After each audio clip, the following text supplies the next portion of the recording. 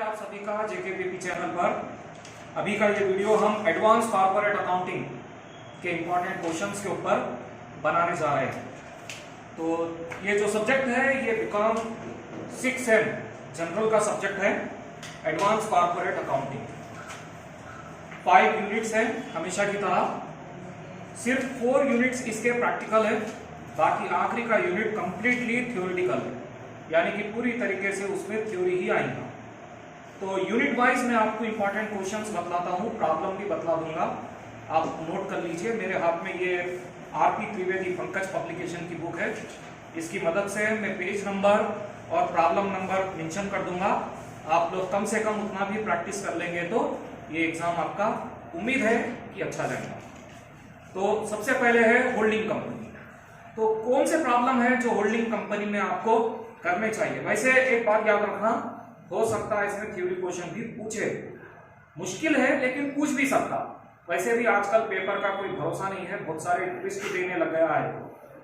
बहरहाल holding company की अगर कभी बात करें तो इसमें एक थ्योरी क्वेश्चन ये हो सकता कि होल्डिंग कंपनी सब्सिडियरी कंपनी के बीच का difference, minority interest, cost of control और goodwill, calculation of capital profit और रेवेन्यू प्रॉफिट, ये सब क्वेश्चंस वो पूछ सकते। फॉर्मेट लिख देना अगर माइनॉरिटी इंटरेस्ट या फिर कॉस्ट ऑफ कंट्रोल या गुडविल कैलकुलेशन करने के बारे में पूछे तो। चलिए तो मैं प्रॉब्लम बतलाता हूं अभी आपको, तो बेहतर होगा कि आप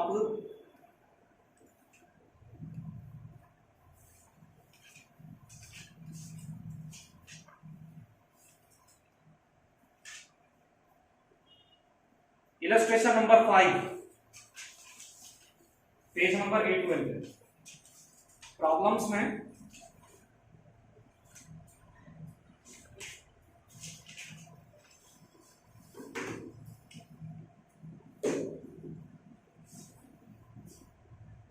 problem number 6 holding company. Problem number 6 illustration number 5 ही बोला मैंने। वैसे प्रॉब्लम नंबर 6 ये छोटा है प्रॉब्लम, ये मत समझना ये पूछ सकता, ऐसे ही प्रॉब्लम ज्यादातर पूछता एग्जाम्स में।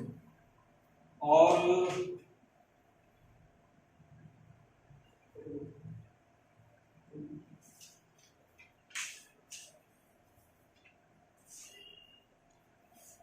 Problem number 7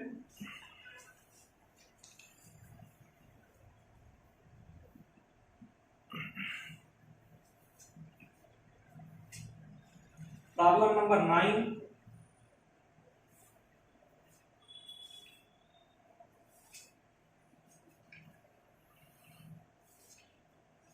problem number 10। अच्छा है 10।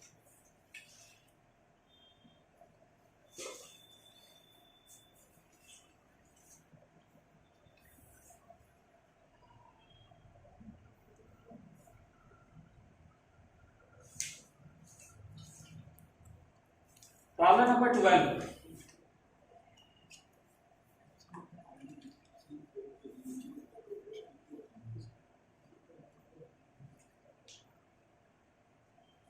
बस इससे ज्यादा करने की जरूरत नहीं है।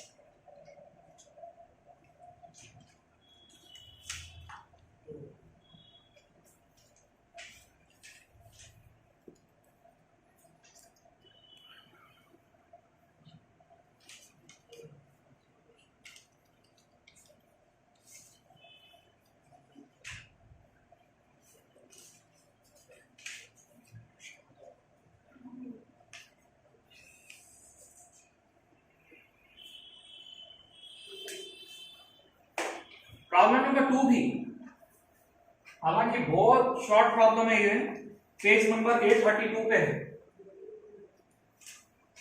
100% शेयर्स खरीदिए तो प्रॉब्लम है, हालांकि बहुत आसान नजर आएगा आपको लेकिन बहुत इंपॉर्टेंट है। कई दफा पूछा है एग्जाम में वैसा प्रॉब्लम। तो ये हो गया आपका होल्डिंग कंपनी। यूनिट नंबर 2 ये है double accounting system, electricity company.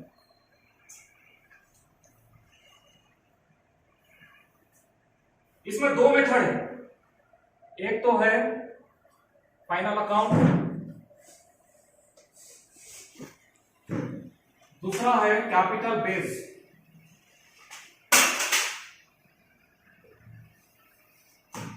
जहां तक फाइनल अकाउंट की बात है, इसमें आपको 4 डिफरेंट टाइप के स्टेटमेंट्स बनाना पड़ेगा।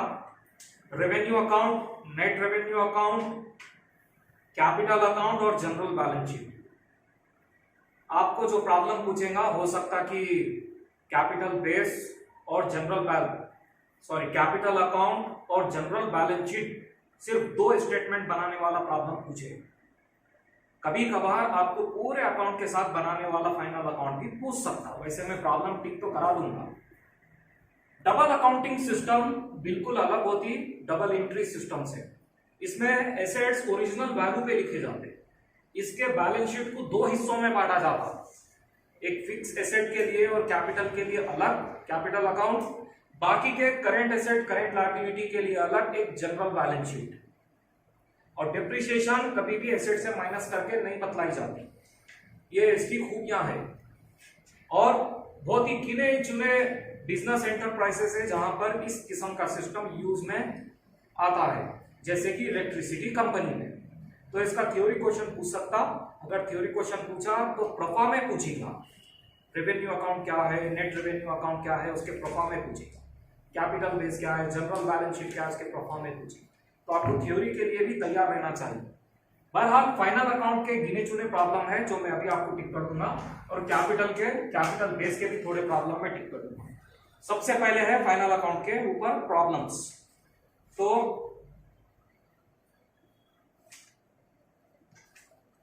प्रॉब्लम नंबर 2,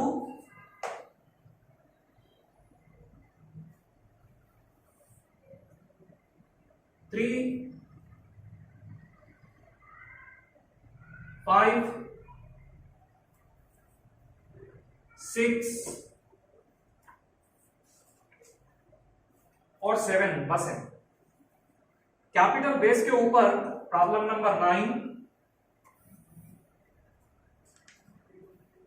प्रॉब्लम नंबर 10,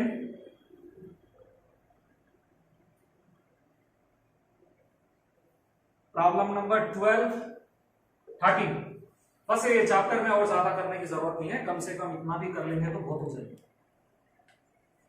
तीसरा चैप्टर है आपका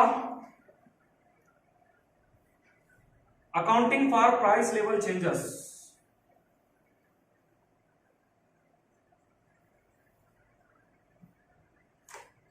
ये चैप्टर के ऊपर ऑलरेडी 3 वीडियो है जो बहुत इंपॉर्टेंट है।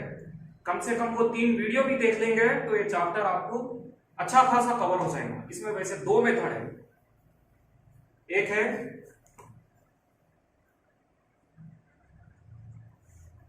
CPP method. अब इसके प्रॉब्लम की अगर कभी बात करें तो illustration number 4,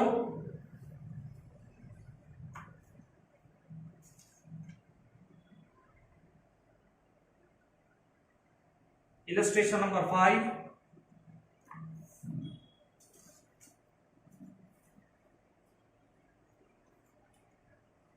problem number 6, 7,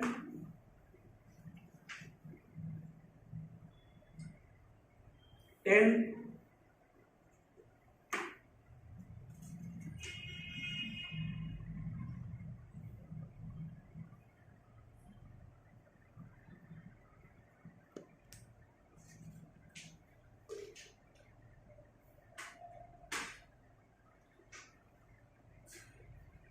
problem number 22।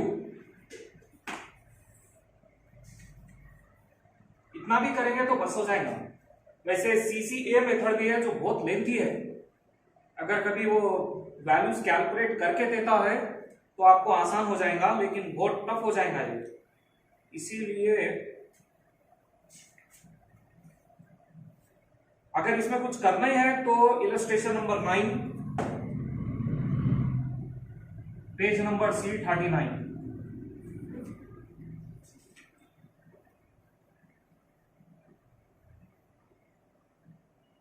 इसकी जरूरत तो नहीं है, उतना ये कर लेने के बाद में इसकी जरूरत भी नहीं पड़ेगी आपको। फिर इसके बाद में लीज अकाउंटिंग। थ्योरी क्वेश्चन पूछ सकता है, टाइप्स ऑफ लीज पढ़ लेके जाना, operating lease, financial lease, combined lease, और इसके बारे में एडवांटेजेस, डिसएडवांटेजेस, डिफरेंसेस पूछ सकता, कर लेके जाना। और अगर कभी प्रॉब्लम की बात करें तो इसमें गिने चुने प्रॉब्लम है। एक सेकंड,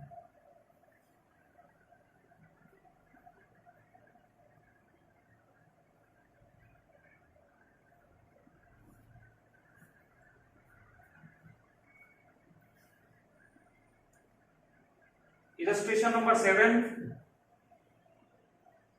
ये कर लेंगे तो तकरीबन कवर हो जाएगा।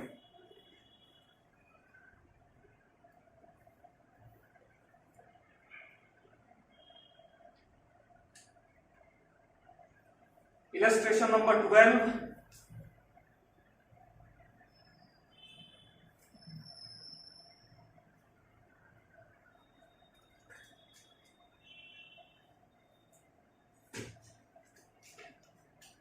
प्रॉब्लम नंबर 2,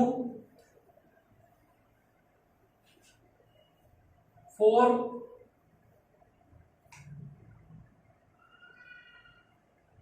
5 भी देख ले सकते। बस इतना भी पढ़ लेंगे तो बहुत हो जाएगा। Human resource accounting and social responsibility accounting 5th unit. यहां पर आपको थ्योरी में देखिए human resource accounting, definition, objectives, advantages, limitations, ये एक क्वेश्चन हो गया। ह्यूमन रिसोर्स अकाउंटिंग का मीनिंग, डेफिनेशन, एडवांटेजेस, लिमिटेशन, ये पहला क्वेश्चन हो गया। दूसरा क्वेश्चन है human resource accounting in India, ये एक क्वेश्चन देख लेंगे जाना। तो ये दो क्वेश्चन हो गए आपके ह्यूमन रिसोर्स अकाउंटिंग से। सोशल रिस्पॉन्सिबिलिटी अकाउंटिंग में देखिए सेम, इसका भी basic question, meaning, nature and objectives of social responsibility accounting. इसके अलावा अगर कभी कुछ पढ़ना है तो इंडिकेटर्स ऑफ सोशल परफॉर्मेंस। तो 3 क्वेश्चन मैं प्रेफर करूंगा, कम से कम ये 3 पढ़ लेंगे तो बहुत हो जाएगा। एक है ह्यूमन रिसोर्स अकाउंटिंग का डेफिनेशन, एडवांटेजेस, लिमिटेशंस। दूसरा human resource accounting in India. तीसरा सोशल रिस्पॉन्सिबिलिटी अकाउंटिंग का मीनिंग, नेचर, ऑब्जेक्टिव्स। बस ये 3 क्वेश्चन भी देख लेंगे तो आपका 5th यूनिट कवर हो जाएगा।